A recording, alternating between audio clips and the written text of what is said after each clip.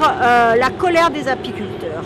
Elle vient, cette colère, du fait qu'une nouvelle molécule, un nouveau produit a été autorisé, Cruiser OSR sur colza, et que cette fois-ci, on va dire que la coupe est pleine, parce qu'après Cruiser sur maïs, après Gaucho, après Régent, enfin après tout ça, qui s'ajoute à la multitude de produits, cette fois-ci, c'en est trop. D'autant qu'on sait que les autorités, c'est-à-dire le ministère comme l'ANSES, savent que c'est un produit dangereux pour l'abeille, puisqu'on peut lire dans les conditions d'emploi de l'avis de l'ANSES que si l'agriculteur doit détruire sa culture pour une raison ou pour une autre, sa culture traitée Cruiser OSR, il ne doit pas ressemer une culture mellifère. Or, le colza, c'est une culture éminemment mellifère.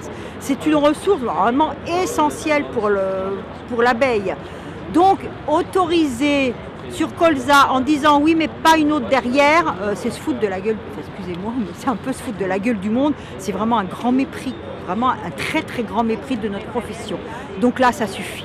Et comme en même temps on nous dit que les abeilles seraient si bien en ville, et ben on vient dire, ben voilà, on arrive. Et qu'est-ce qu'on fait? Est-ce que c'est vraiment la solution? Non. Non, on veut pouvoir vivre où on veut, sur tout le territoire et travailler dans de bonnes conditions. Terme d'un long périple routier et fluvial, nous arrivons au but de notre transhumance. Car nous avons quitté nos campagnes, car nos abeilles s'y trouvent constamment agressées. L'agrochimie sévit depuis des années. Les armes de destruction massive, Gaucho et Cruiser font la loi, avec la permission du ministre de l'Agriculture. Et même son encouragement. C'est la récente autorisation du Cruiser OSR sur colza. C'est un enrobage qui contient un insecticide très toxique pour les abeilles, le thiamétoxan, plus 2 fongicides, dont un est synergiste des insecticides. Et on a peur d'une hécatombe au printemps parce que le pollen va être contaminé, le nectar va être contaminé. Donc les abeilles vont ramener ça à la ruche, nourrir les larves avec et risquent de crever. On sait ce qui s'est passé sur colza, sur tournesol et sur maïs. Donc on sait que sur colza, ça va poser un gros problème. Mais les firmes qui ont testé les ruches, on n'a pas de résultats fiables par rapport à ça, quoi. Nous, on sait ce qui s'est passé sur tournesol et sur maïs et voilà. Ça fait des hécatombes, les ruches ne pouvaient plus produire après pendant la saison. Et tout cela dans la plus parfaite hypocrisie. Sur fond de plan Ecophyto 2018, ce plan qui doit diminuer de 50% des pesticides utilisés en agriculture. Mais on évacue la toxicité. Le volume diminue, la toxicité augmente. Ainsi forcément que l'emploi des neurotoxiques Gaucho et Cruiser. Où est le ministère de l'Environnement dans cette mascarade? Planté au Grenelle, caché derrière un pot de fleurs, dérisoire inexistant. À mon avis, il n'y a pas de suivi qui se permette d'aboutir à une conclusion. Cruiser, tout ce qu'on a vu, c'est fait avec un minimum de ruches, des circonstances qui ne sont même pas mis au grand jour des apiculteurs. C'est un suivi pour les firmes, pour les conforter dans leur position, mais ce n'est pas un suivi pour démontrer la toxicité d'un produit. Il n'y a aucun élément qui permet, dans ce qui est fait, à trop petite échelle et vraiment d'une façon un petit peu sournoise pour qu'on puisse en tirer les conclusions. Et c'est le gros problème qui se présente avec ces familles de pesticides, c'est que les intoxications, si elles étaient franches, avec des grosses mortalités, ça serait simple à mettre en évidence. Là, on est plutôt dans la dose sublétale et une mortalité d'abeilles qui, au fil du temps, nous pénalise, mais n'est pas vraiment franche. Donc, tant qu'on est dans ce schéma, l'apiculture ne s'en sortira pas et on ne reconnaîtra pas ces problèmes. Mais les doses sublétales, ce sont des doses qui n'entraînent pas la mort immédiatement de l'abeille, mais qui ont un effet sur sa durée de vie, sur sa capacité d'orientation et sur des fonctions propres à l'abeille qui peut dérégler son organisme.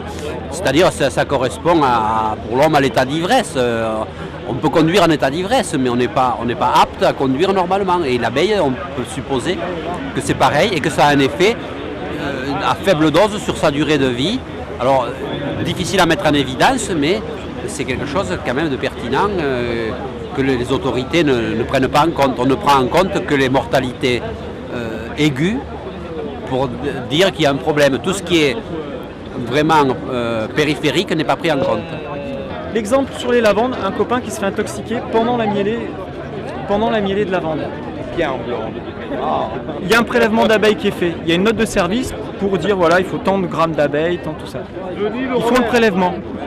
Ils envoient au labo pour la pathologie.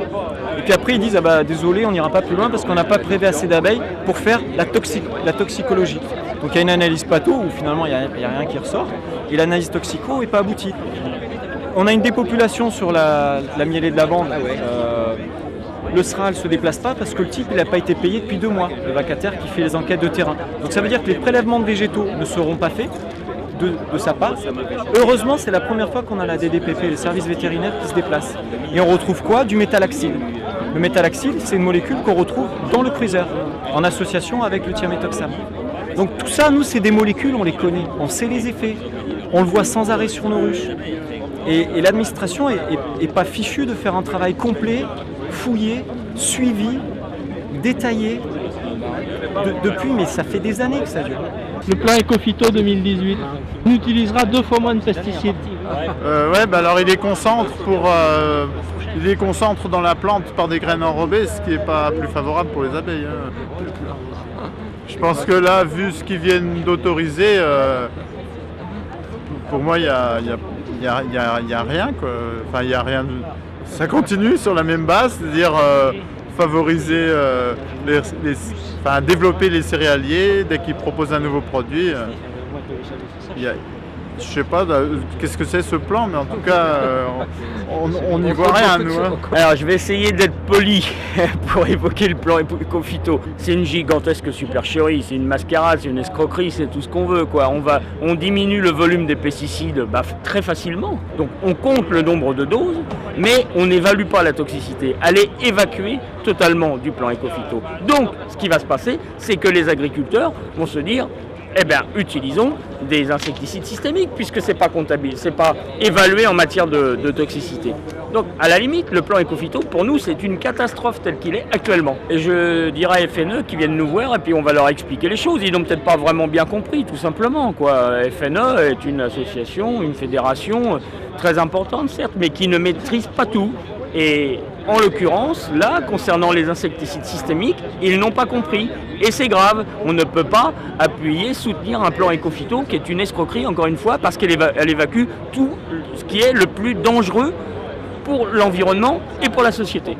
Bien sûr qu'on peut dialoguer avec les agriculteurs, échanger, communiquer, mais on leur impose les semences.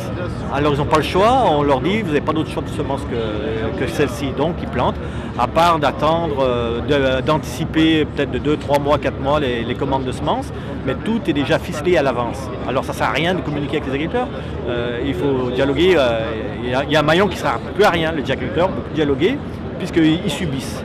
Il y a peut-être un problème de sélection à la base, surtout le règne animal et le règne végétal. Ils ne sélectionnent plus que sur un critère, c'est le rendement, et en étant soutenu par de la chimie, quoi. Il n'y a plus la rusticité au niveau des plantes et au niveau des animaux est en train de se perdre, et du coup, voilà, quoi. Je pense qu'on est dans une société qui privilégie avant tout l'argent gagné très rapidement, et on a perdu de d'une certaine philosophie, d'une certaine sagesse. On veut gagner de l'argent à court terme, même si on va détruire les abeilles, bien sûr, mais tout l'environnement, la biodiversité, tout l'environnement. Nous voulons vivre de notre métier et en campagne.